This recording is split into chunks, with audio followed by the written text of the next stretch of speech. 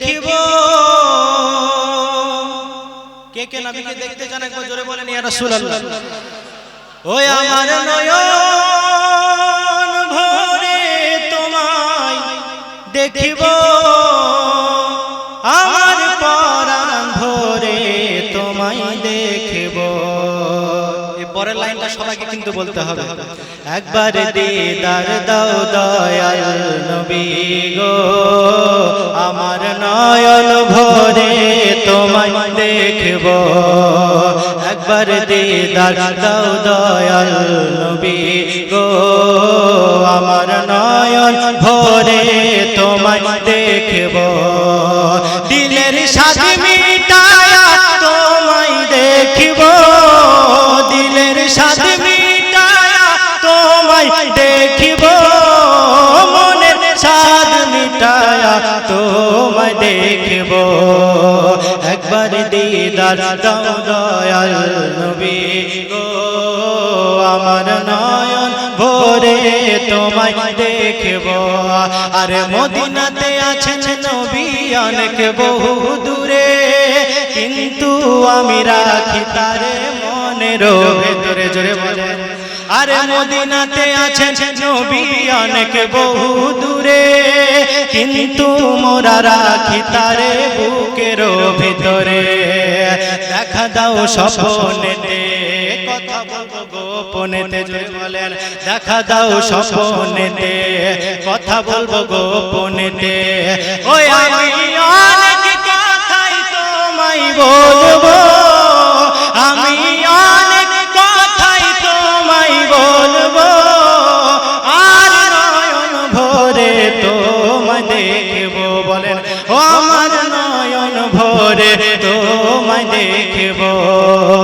একবার দিদার দাও দয়াল নবী গো, আমার নয়ন ভরে তোমায় দেখিব। নবীর ভালোবাসায় আছে আল্লাহর ভালোবাসা, মোদের মনের বহুদিনের বিরাট একটা আশা আছে নয় নবীকে দেখব। সকল আশিকের মনের আশা বিশ্ব নবীকে দেখবে, কিন্তু কেমন করে দেখবে? বিশ্ব নবীকে মহব্বত করবে যারা, নবীর সঙ্গে সম্পর্ক তৈরি করে রাখবে যারা, নবী তাদের থেকে দূরে নয়, নবীকে আপন করে ভালোবেসেছে যারা, নবী তাদের অন্তরে তাদের দিলে বিরাজ করে। জোরে বলেন সুবহানাল্লাহ। এই জন্য কবি লিখছে, আরে নবীর ভালোবাসায় আছে আল্লাহর ভালোবাসা, মোদের মনের বহুদিনের বিরাট একটা আশা। এসো গো নূর মদিনা মনেতে আর সহে। জোরে বলেন। এসো গো নূর মদিনা মনেতে আর সহে না। ওই আমি মনের দুয়ার খুলে রাখবো। জোরে। ওই আমি মনের দুয়ার খুলে রাখবো, আর নয়ন ভরে তোমায় দেখিব। একবার দিদার দাও দয়াল নবী গো, আমার নয়ন ভরে তোমায় দেখিব। আর যখন ছিলেন আমার নবী হালিমার বাড়িতে, জোরে বলেন সুবহানাল্লাহ। আরে যখন ছিলেন আমার নবী হালিমার বাড়িতে, বাগে এসে ছাগল নিল চাচা থেকে। ঘটনা শুনেছেন?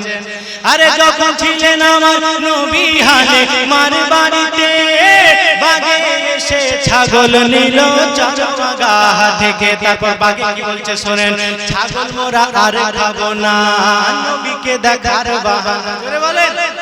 ছাগল মোরা আর খাবো না, নবীকে দেখার বাহানা। ও তোমায় পাইলে কদম ধরে চুমবো। জোরে বলেন ইয়া রাসূলুল্লাহ।